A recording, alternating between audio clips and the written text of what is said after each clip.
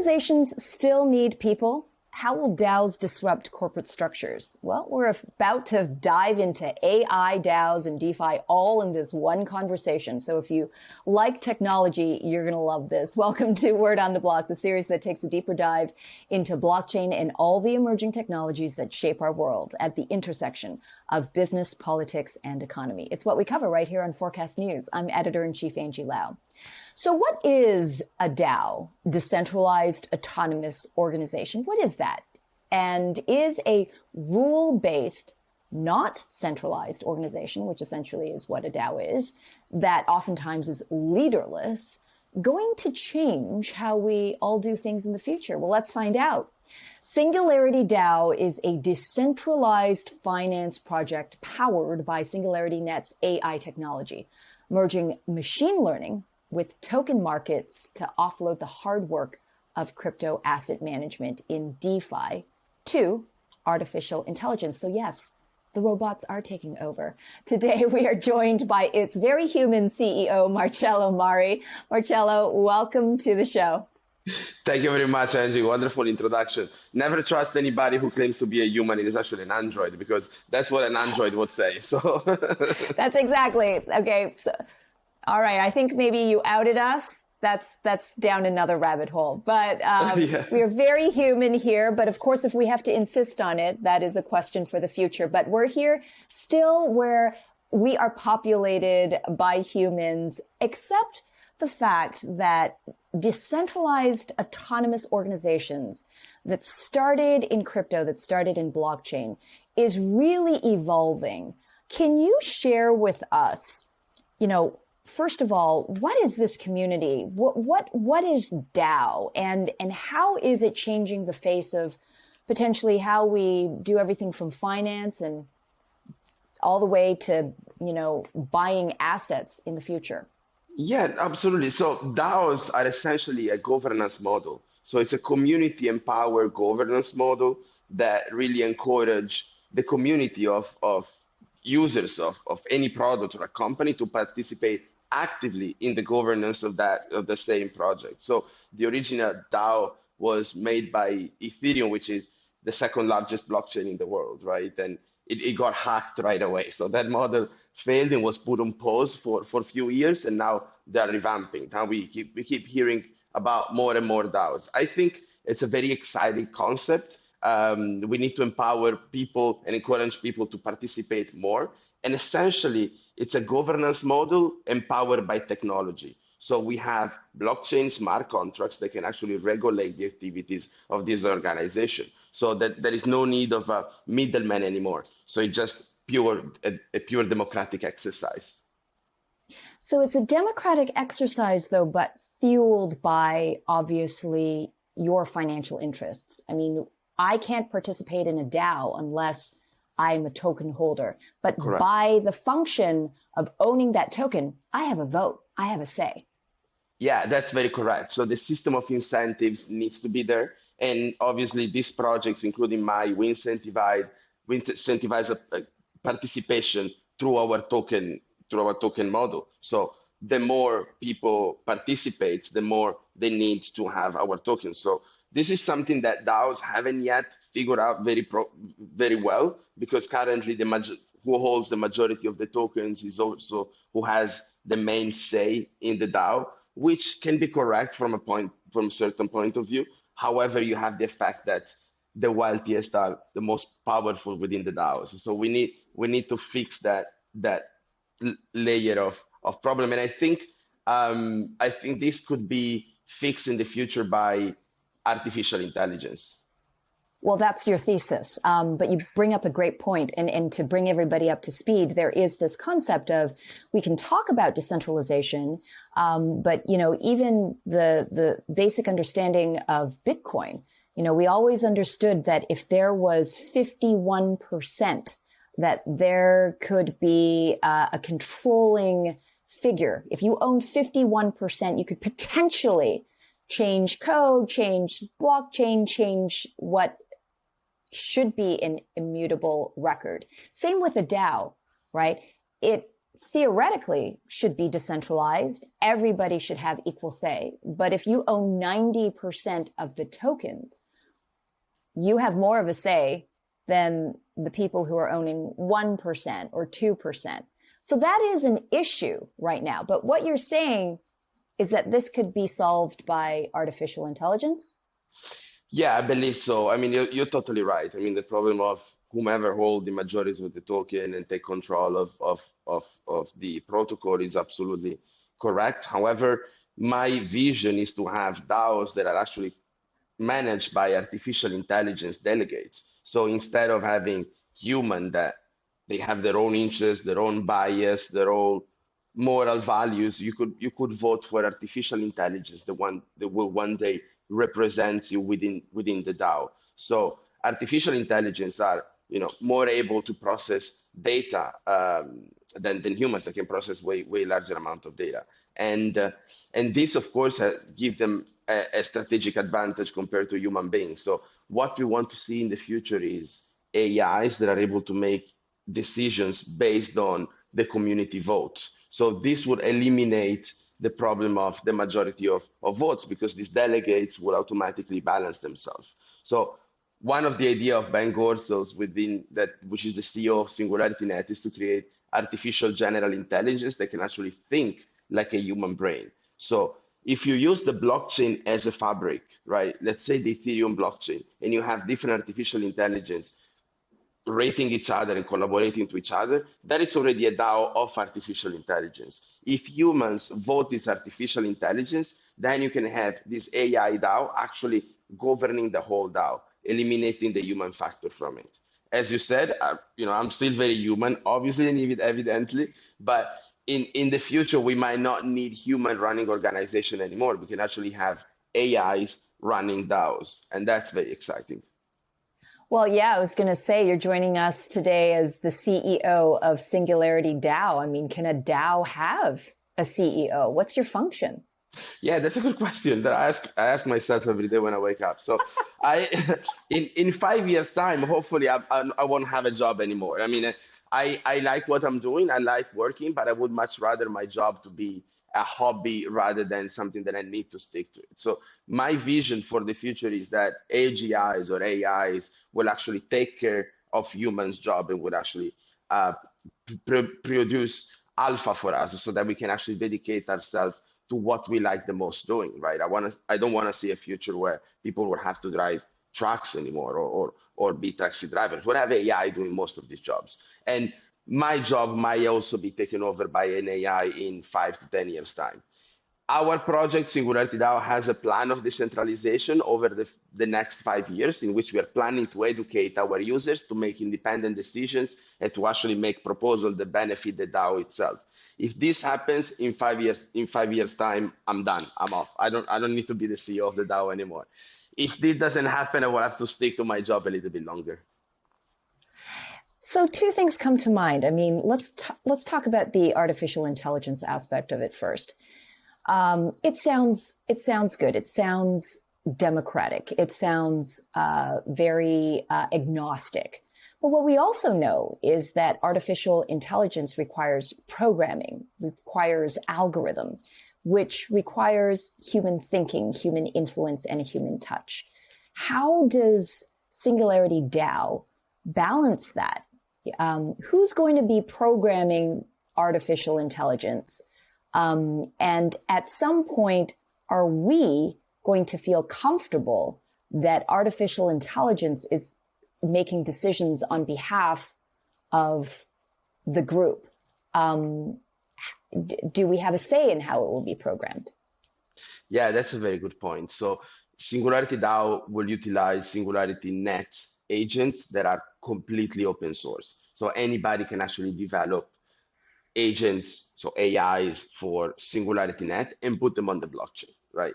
I think a future where AI will become more independent and will make more decisions that are affecting human society, it's almost inevitable. So the question is, do we want this artificial intelligence to be developed between closed doors by Google, Facebook, Alibaba, or Amazon, or do we want Correct, exactly. Or do we want this artificial intelligence to be developed by the people on a transparent and permissionless ledger where everybody can see what's happening, which is what SingularityNET is doing, and which is what SingularityDAO will utilize. So I think everybody would agree that we much rather have a decentralized approach to artificial intelligence development rather than a centralized one. But these are different opinion. That is absolutely a value proposition right now. At least there is a choice, and this DAO functionality of introducing, a democratic opportunity for anyone around the world to participate in directing what an algorithm in artificial intelligence looks like. What are the applications that you see with in the future with AI-led DAOs? Yeah, so applications are almost limitless. What we are working on are obviously artificial intelligence for decentralized finance, which is the whole world of crypto. So in SingularityDAO, we are developing artificial intelligence that will be able to advise people on their own investment in crypto. So imagine an AI that can do price prediction for you and analyze the different market trends and make suggestions for you on your crypto investments. And this will come in form of the one that we call Dynasets, which are basket of tokens. So people can just invest in this basket of tokens, in these portfolios, and then the AI will do everything else for them. So this is one application of the AI that is becoming real in the next couple of weeks. And then we are working on AI for medical research, especially in longevity medical research. So anybody that wants to contribute with their data would be rewarded with token, and the AI will automatically analyze their data and advise them on the best longevity medical practices. So we are very focused on extending the human lifespan with some of our AI. We're using our AI to decentralize social media in a project called Mindplex. And we're also creating a new metaverse that will be launched next year, where artificial intelligence and humans will be able to act as avatar within the same metaverse. So we heard a lot talking about metaverse recently, right? It's a very common and hot topic. And we're going to do one around the character of Sophia, the humanoid robot, which we collaborate in building a few years ago. Yeah, no, I remember meeting Sophia many times. So this is a humanoid, I guess, a robot, but she engages based on all the incredible algorithm and AI functionality that you've built into her brain. And she can interact, which is really, really cool. And that was just a couple of years ago. And I can only imagine how it's evolved now. But I want to ask you more about that metaverse concept that you're building. So conceivably, I could go into the metaverse that you've built and talk to somebody and not know that they were human. Correct. And they are AI. Yes, exactly. Yes, I think for the next 10 years, you'll be able to see the difference actually between human and AIs. I think so. But we are still human enough. But in the future, I don't think you'll be able. In the future, we're gonna be interacting with AI and robot-like on a daily basis, and we're just responding this on a metaverse. And the more we're gonna be using the metaverse, the more the AI will learn how to learn to know us, to know our habits, and get data from our habits and feed into Sophia's artificial intelligence until she becomes totally awake and aware. So that's the mission of the metaverse. What is the, for all of those who remember, those science movies, the apocalyptic movies, what is the benefit of having AI behave in a human-like way? So I think the Hollywood narrative was obviously biased in order to attract and entertain, the audience.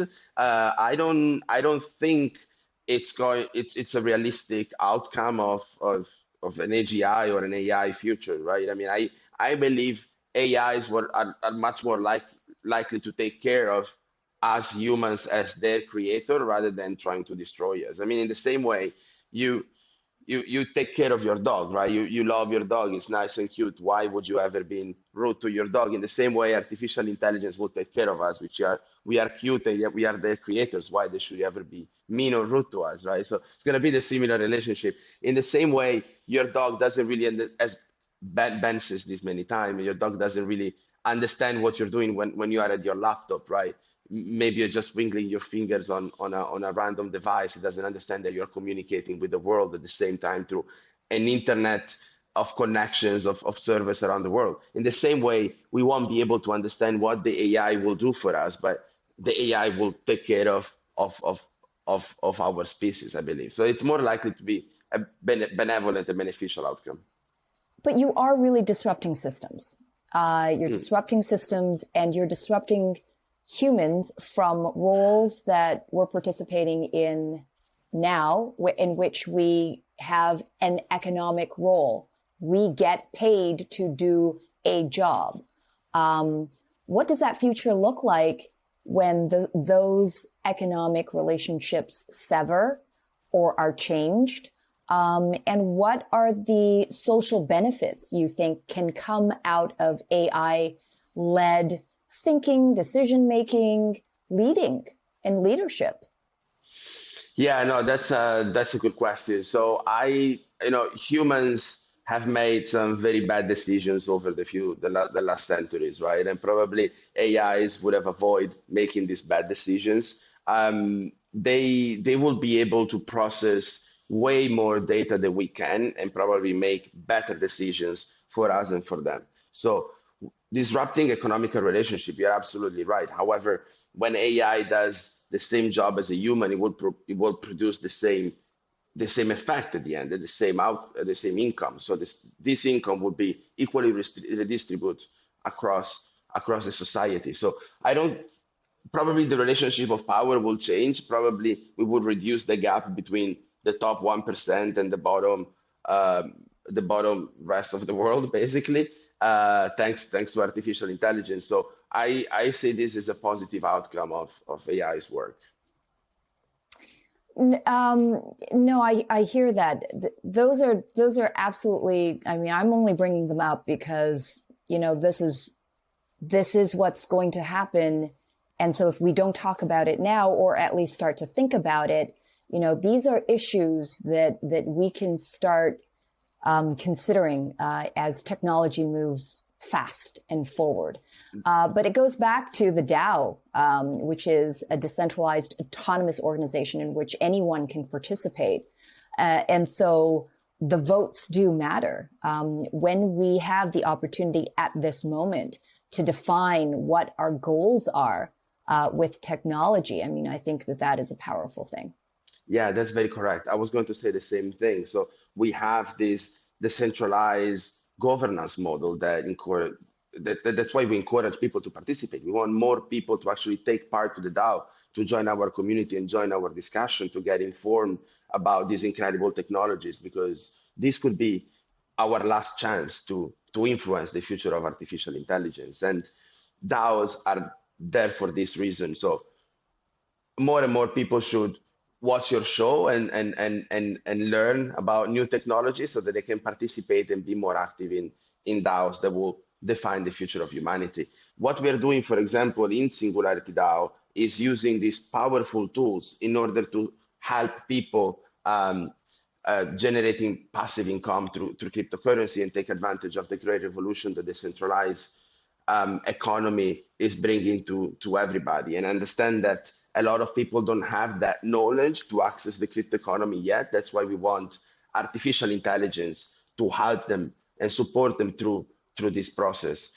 There is a concept called financial singularity, which is when the robots will actually take over and manage all the financial activities, almost obtaining like a perfect market balance. And I think that this is what we will reach in probably 10 to 15 years time from now. And I think the SingularityDAO is actually the first one laying the base for this financial singularity future. It's actually not out of the realm of possibility. I mean, if you think about what central banks' function is at the moment, is just a really, large group of powerful, smart individuals with well-versed in economic and monetary policy theory, trying to balance a real-life, real-time economy and smoothing out the volatility so that, society can kind of function with some semblance of financial stability. Currently, that's not the case. Exactly. Currently, we have inflation pressure that is a real concern.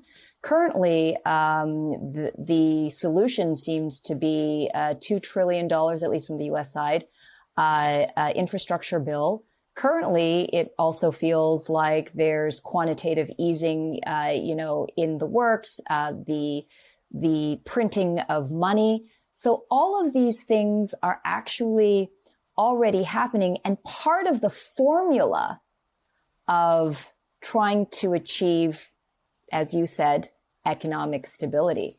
But if the smart people in the room can't get it right and the theorists aren't getting it right at the moment, how do we know that the very same humans and the very same influencers and the very same economic theorists are going to be able to program artificial intelligence to be able to do what we haven't figured out yet?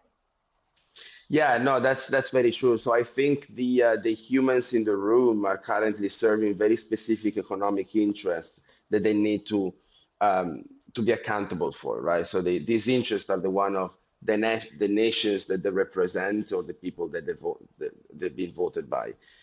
This won't happen in artificial intelligence because the artificial intelligence doesn't have this specific bias. So the creator of the artificial intelligence on the decentralized fabric will only be able to start programming, but then the data that will actually feed and create and train the artificial intelligence will come from the community that will vote from the DAO itself. So the influence of the programmer is somewhat marginal. It's more like the influence of whomever participates to the democratic process. So I'm not entirely sure the humans in the room in central banks are actually doing their best to serve their own their own nation's best interest, but I think the AI will be able to do a better job. We recently spoke to OECD. They are taking a look at DeFi space, and one of the huge obstacles currently in DeFi is, and from a regulator's point of view, is that there is nobody to speak to in a central role if something goes wrong. And things have gotten wrong. Things have gone very wrong in DeFi world, from pump and dumps to hacks, et cetera, et cetera, et cetera. So how would, and we have also seen, as DAOs have evolved, things happen that have not been ideal and not worked based on the principles that it originally centered around. So where do you think that this is going to go? Where do you, if people can't trust that they're going to get the best outcome from this structure, do you think that people are going to want to participate in a DAO?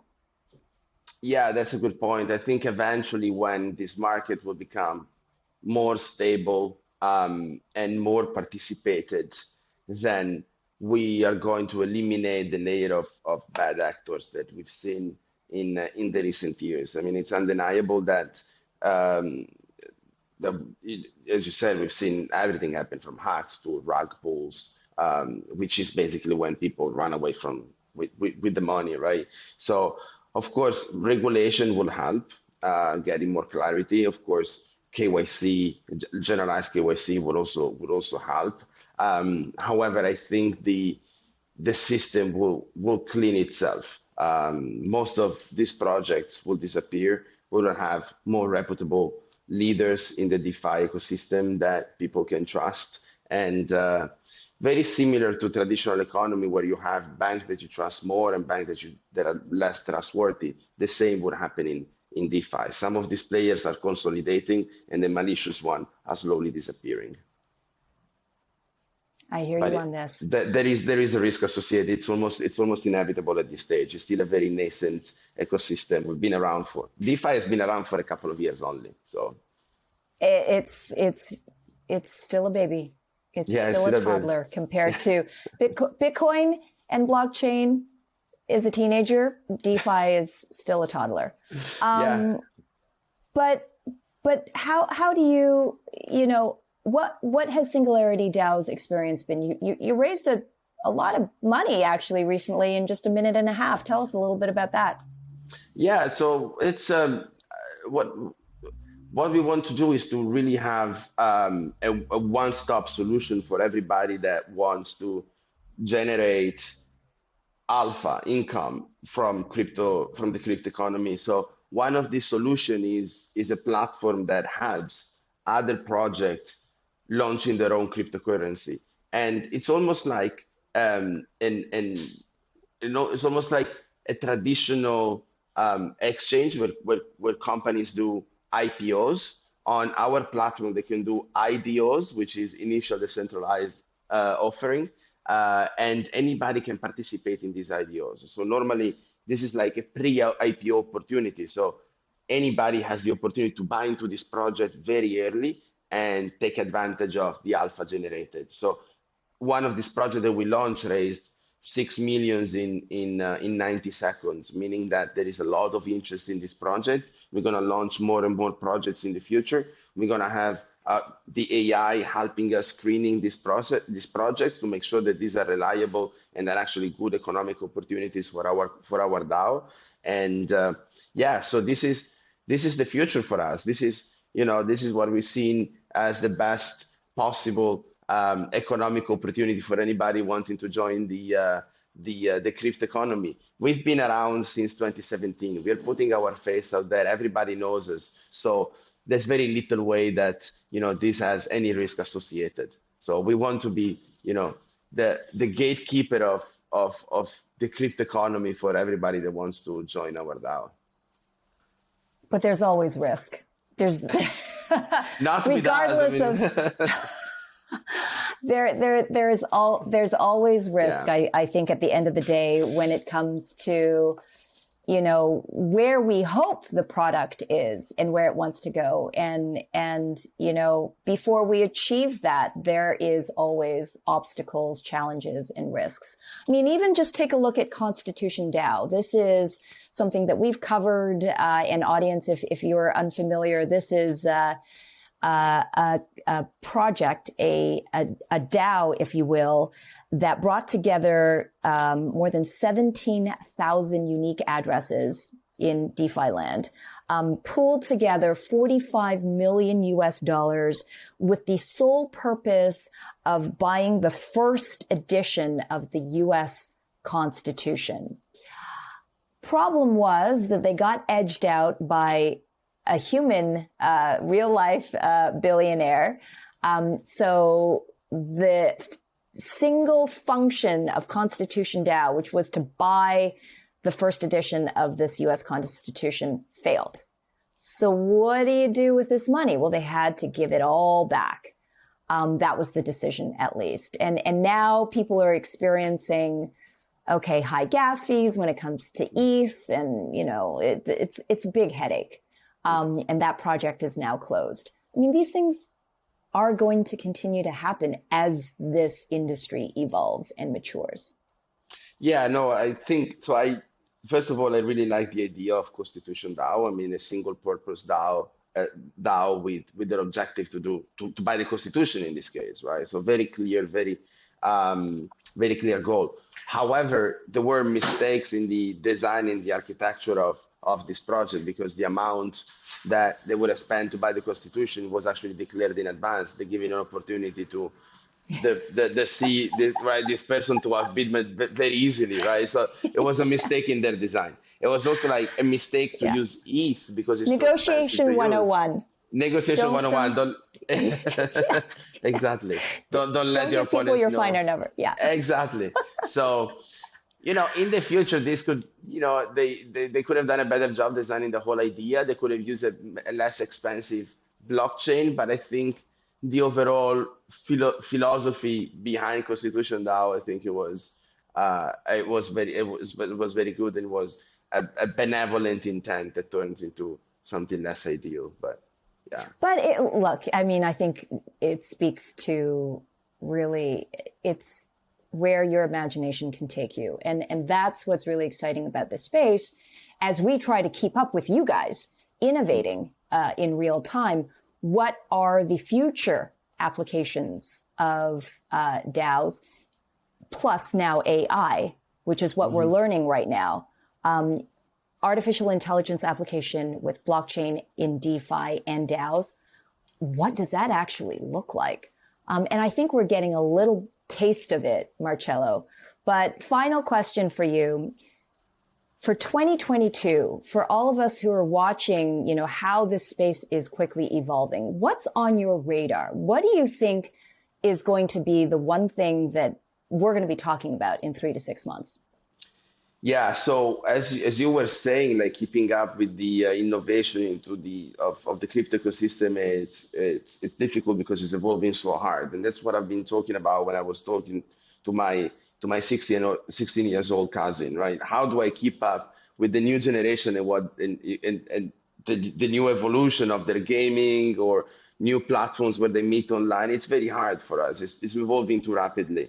So talking to him, they're all playing now play to earn games on the blockchain. So kids in different regions of the world, in Southeast Asia or in emerging markets, they're now playing video game and get paid in NFTs to play these video games on the blockchain. So this is a huge trend for the next 3 to 6 months. There are now people that are earning a living by playing video games on the blockchain, meaning that we will see more and more user engagement, meaning that we will see more and more games coming up and more adoption into crypto. So this is a very exciting space to look at.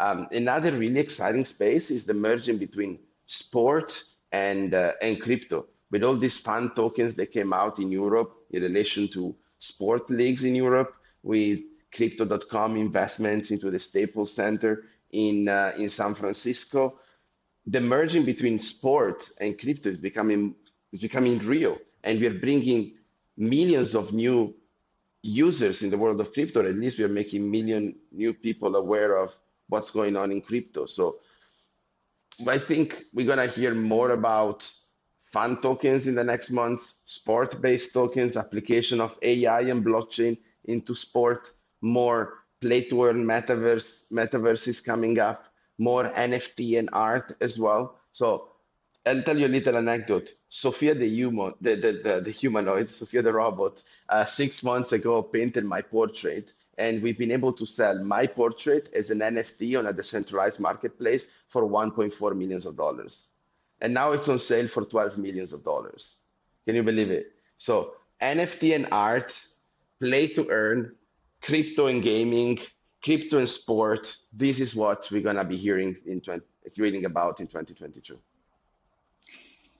And ultimately, I don't think it's unlike what we valued as humans 50 years ago or 100 years ago or even 1,000 years ago, which is the things that interest us, how can we express it in economic value? I think this is what blockchain and DeFi and DAOs are actually accelerating with great speed thanks to technology. But at the end of the day, what are we talking about? We're talking about the same things that we have valued all this time, which is human connection, human expression of culture, and a desire to